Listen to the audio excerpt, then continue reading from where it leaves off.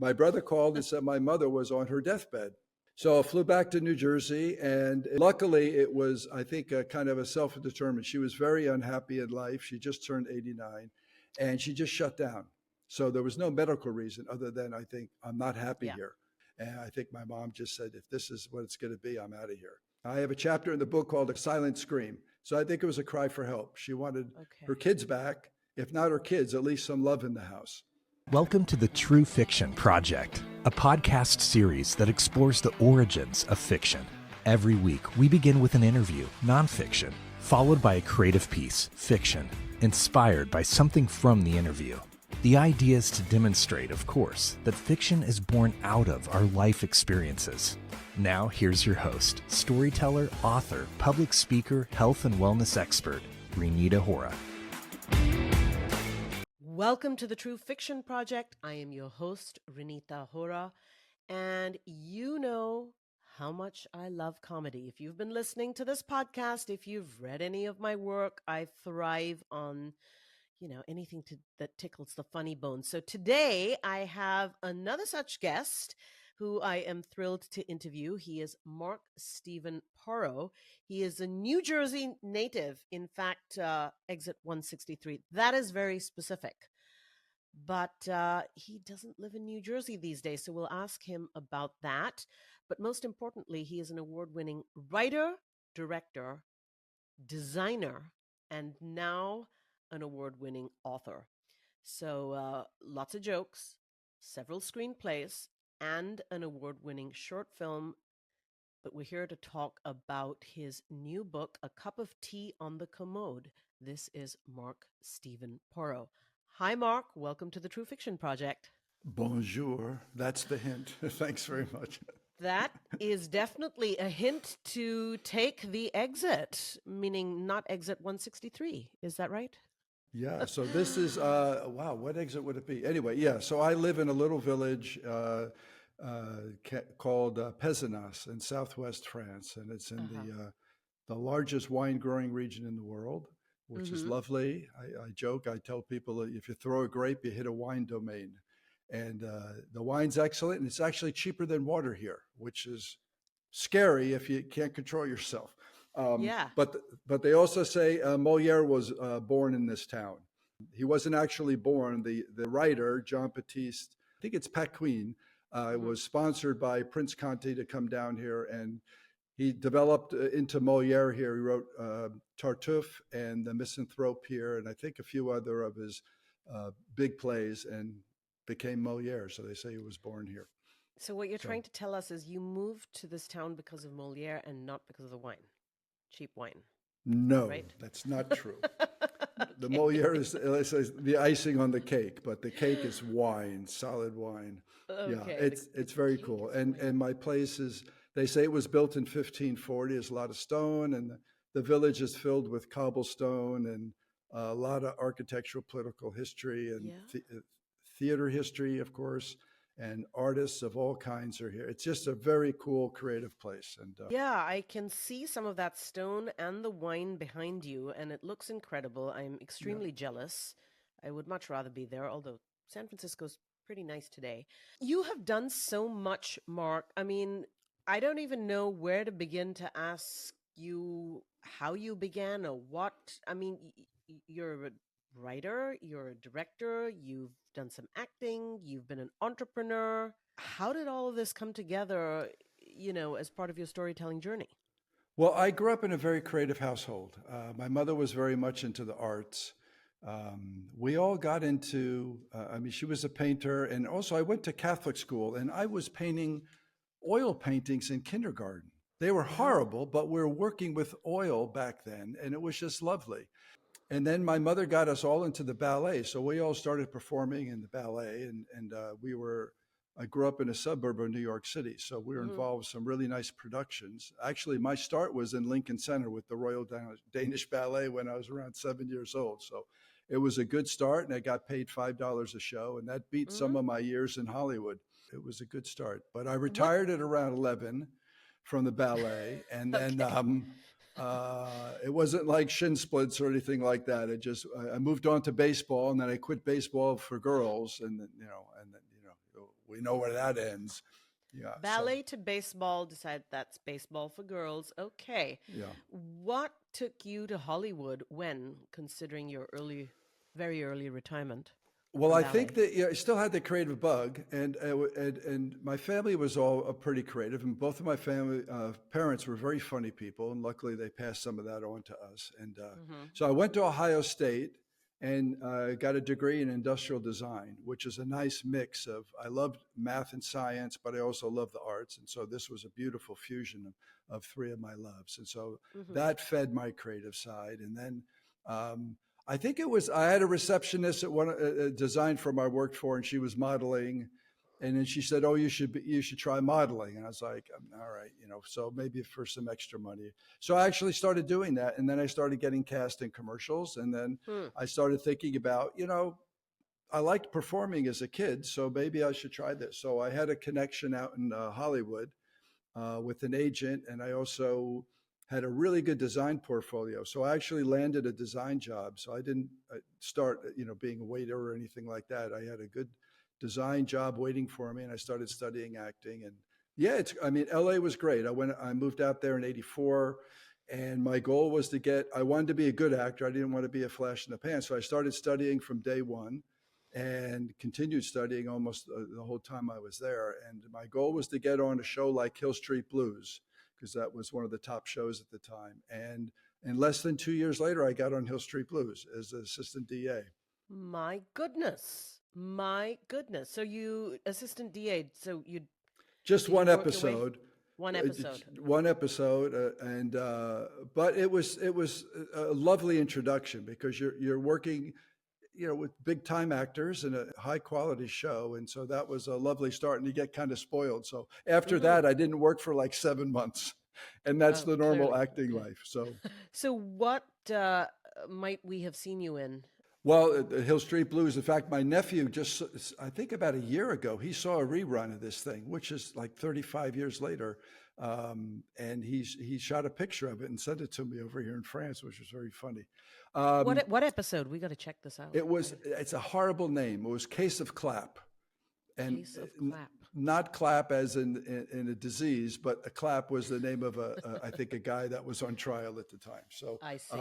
I did a lot of television, a bunch of shows. They can look up on IMDb. Biggest TV role, I was the drug lord on Walker, Texas Ranger, I think in their second to last season. And I don't want to ruin it, but I get killed at the end. And my sister, when she saw that, she said, "I know it's acting, but my gosh, it's hard to watch your brother get shot on TV." But that was lovely, and Yeah. Chuck was a lovely guy, and his son directed that episode. But that same year, that was in 1999. That same year, I also had a very small part, though it's been a wonderful financial success. I had a small part in Castaway with Tom Hanks, and directed by Robert Zemeckis, and Steven Spielberg produced it. So Mm-hmm. you're working with these guys, and Spielberg was on set for a couple of the days I was there. And it was lovely. And Tom Hanks is as lovely as everybody says he is. He's just a really good guy. Amazing. But you're sitting in a chair, like when you're sitting in the makeup trailer, and I'm in a chair, and I'm getting paid, a few $1,000s, and you got Tom Hanks a chair away, and he's making like 20 million. And it's just hard to put that into perspective. Because he's such a nice guy. If he was a jerk, you'd say, "You're such a lucky guy." But he's I guess, a lucky guy also. But he's just a sweetheart. A nice, lucky guy. Yeah. So you have an award-winning short film of your own, though. Tell us about that. Well, okay. So the entrepreneuring thing was a big deal. So since you have a lot of time in between acting, I had a pretty strong creative side. So I started a bunch of companies. I said I've started 5 nonprofits, but none of them were intended to be nonprofit. So, Okay. so during one of my nonprofits, it was a snack food company. I started to honor my dad, and he had a half pop popcorn he invented in 1963. That was just a secret family recipe for years. And before he passed, I said, we should really do something with this. So I started testing it in Hollywood, and it became kind of my calling card. It was lovely, and people went crazy over it. And then I started doing research and found out there was still nothing 40 years later on the market. So Interesting. It was a very cool product. It was originally called Nutrinuts, is what my dad called it, but there was no nuts in it. Hmm. So we changed it to Grandpa Poe's Originals, and we went nationwide with it. We were the snack a day on Rachel Ray, and we were in we were organic, so we got into all the health food stores, Whole Foods and Wild Oats at the time, but also in major chains like Safeway and Ralph's is a big chain on the West Coast. And it was a good run, but again, I was an actor, and this thing was pretty much 24/7. But I wanted to get back Right. into it, so I wrote this short film, which was a parody on Law and Order. Law Huh. and Order, I had several of them, but one of them Yes. was SVU, and everybody called it SUV. Yeah, of And a friend of course. mine was one of the executive producers, and I said, "Wouldn't it Uh-huh. be funny if someone shot the entire film inside an SUV?" And so that's what I wrote. Interesting. And yeah, so the murder takes place inside the SUV. The courtroom scene and investigation all take place. So there's like 29 actors in that car, I think, at one point, because we had a full My jury, goodness. or nine in the back, and then four up on the moonroof Huh. that peeked in, and the judge sat in the driver's seat, and the witnesses sat in the passenger seat, and the defense attorney and the prosecutor were in the second seat with the witnesses and My the goodness. accused. So it was a lot of fun. It's on YouTube. It's Okay. SUV sport utility vehicle, and so that won a comedy award in a festival in Texas Mm, way back when. So that's my award making thing in the film world. But yeah, interesting. but it was Interesting. fun, and it was all union work. It was a micro budget, and I got everybody, all my professional acting friends to jump in, and so it was quite fun. The soup Nazi from Seinfeld is actually in it. He's a good friend of mine, so he So has a good more of part your in that. work that we just have to check out. So what took you to then writing a book? I did some copywriting while I was designing, and then Mm, I started a greeting okay. card company, so I started that kind of writing. Another one of your nonprofits? Greeting cards? Yeah, if you want to rub it in, yeah, Oh, that was. sorry. It was potentially could have been great, but Okay. yeah, that wasn't. Yeah, so I got into all kinds of stuff, and then when you're in Hollywood, you're improvising and you're creating characters and things like that. And then I actually had an audition class where the teacher said it's a 6-week course to get you all prepped up for the cold auditions. And he said at the end of the class, you're all going to write a scene and you're going to cast it and have other actors perform your scene. And I'm like, oh my God, I'm in Hollywood. This is big time. So this is scary. I was very scared to do it. But I wrote a scene and I cast these two guys that were brilliant. And I was hooked because it went over great. And I said, okay, I think I can do this. So I started Mm, writing screenplays, and I did stand up for a while. So you're always looking for the funny in anything, any situation. And then, so in 2011, when everything was going great on the West Coast in my carefree bachelor life, I had no children, never married or anything like that. And mm-hmm. my brother called and said my mother was on her deathbed. Uh-oh. So I flew back to New Jersey, and luckily it was, I think, a kind of a self-determined. She was very unhappy in life. She just turned 89, and she just shut down. So there was no medical reason other than I think I'm not happy Yeah. here right now. And she She's was in the home given we up. grew up in, Yeah. but we had some Hmm. people in there that were kind of taking care of her, and they did not get along. And I think my mom just said, if this is what it's going to be, I'm out of here. So we all came home. She had 6 children, and we started taking care of her. And my younger sister and I hung out with hospice Hmm. and learned all the tips and tricks because we didn't know how long mom was going to be with us. So we wanted to take care of her as much as we could. So I think that I have a chapter in the book called a Silent Scream. So I think it was a cry for help. She wanted her Okay. kids back, if not her kids, at least some love in the house. And so we provided that. And about 3 weeks later, she kind of snapped out of it. I And see. later in the year, I decided that she deserved better. And so I moved back into my childhood home at 55. Wow. Okay, so for the fiction piece, you're going to read chapter 36 and the opening. Can we request the closing for our subscription audiences? Yes. Okay.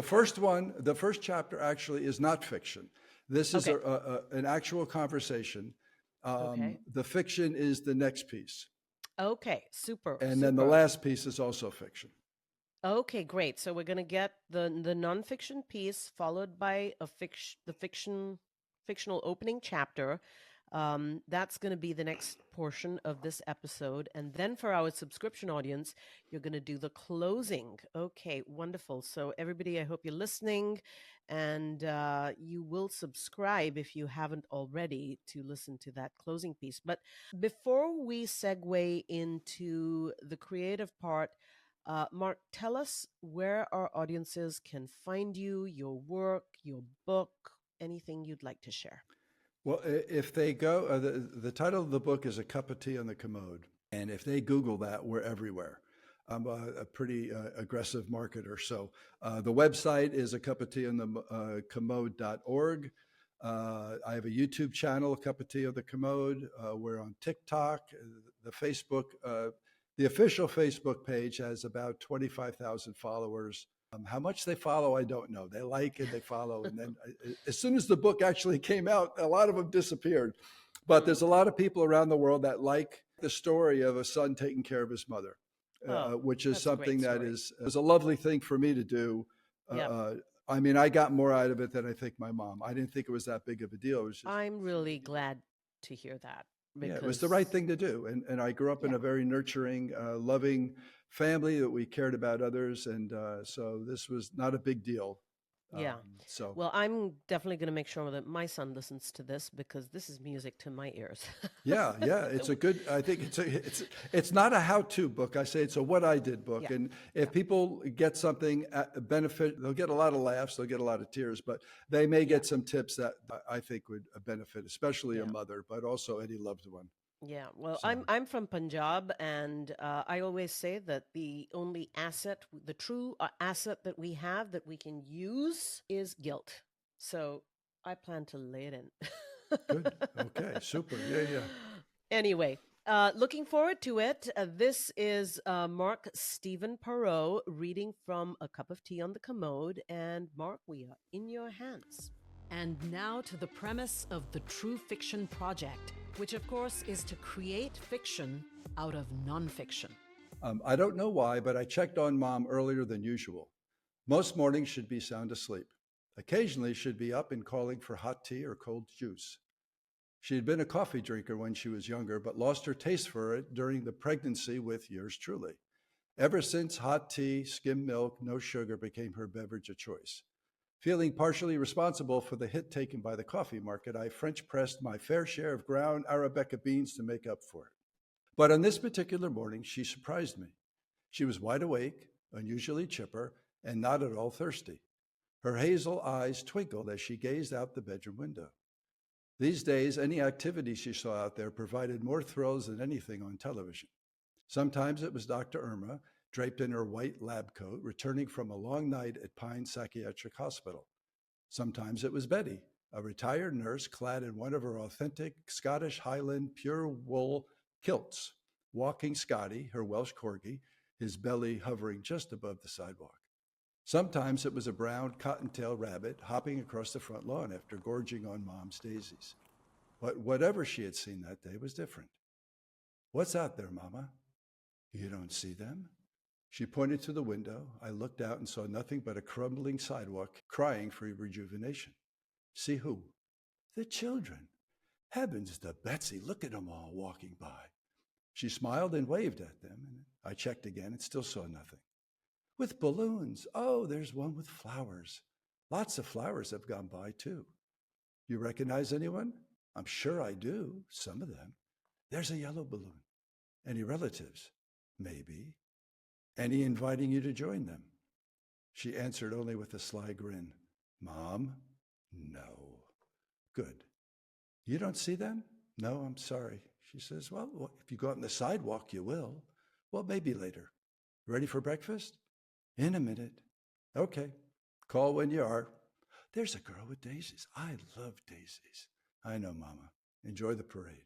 On my way out, my eyes landed on an old black and white photo hanging on the front wall. In it, 8-year-old Genevieve, dressed in a frilly white dress, white lace socks, and patent leather shoes, sits on a bench holding a posy of daisies.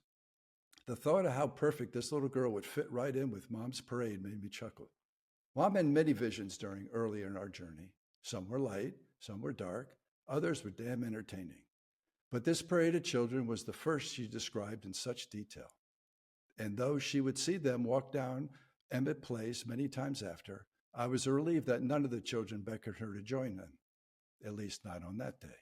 That is amazing. Yeah. So I cannot wait to hear the opening to your fictional opening to a possible screenplay. On a crisp, sunny spring morning, a merry band of well-dressed young children parades down Emmett Place, looking like they just escaped Mass at Our Lady of Mount Carmel. Some skip, a few hopscotch, others weave, but most march in unison. The girls, hair in pigtails, ponytails, or pixie cuts, wear frilly white dresses, white lace socks, and patent leather shoes. All carry flowers, a single stem or bouquet. The boys sport combed hair, dress pants, shiny black shoes, and starched white shirts neatly tucked in. Neckties are the norm, but a couple flaunt their individuality with bow ties. Each clads a string anchoring a brightly colored balloon bobbing to and fro in the wind. The entire procession appears to be from an innocent time long past. As the parade rounds the cul-de-sac and approaches the second house from the end, each child turns, smiles, and waves towards the window on the first floor. Inside, beyond the billowy white curtains propped up in a hospital bed, sits a frail 92-year-old Genevieve.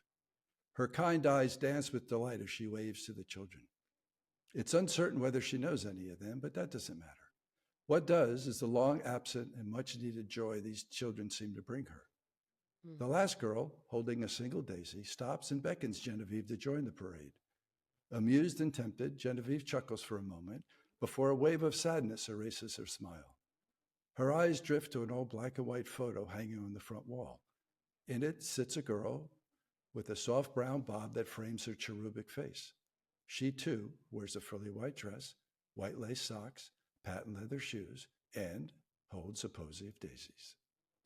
Wonderful. Mark, thank you so much. I cannot wait to listen to the closing scene. Now, that, of course, is only for our subscription audiences. So if you're listening to this, please make sure that you subscribe if you haven't already, so you can be sure to listen to Mark's closing scene. Mark, thank you so much for being a guest today on the True Fiction Project. It was my pleasure. That was Mark Steven Porro, a New Jersey native who lives in the south of France. He's an award-winning designer, writer, editor, and now a best-selling, award-winning author of a book called A Cup of Tea on the Commode. This is the True Fiction Project. I am your host, Renita Hora. Thank you for listening to the True Fiction Project with Renita Hora.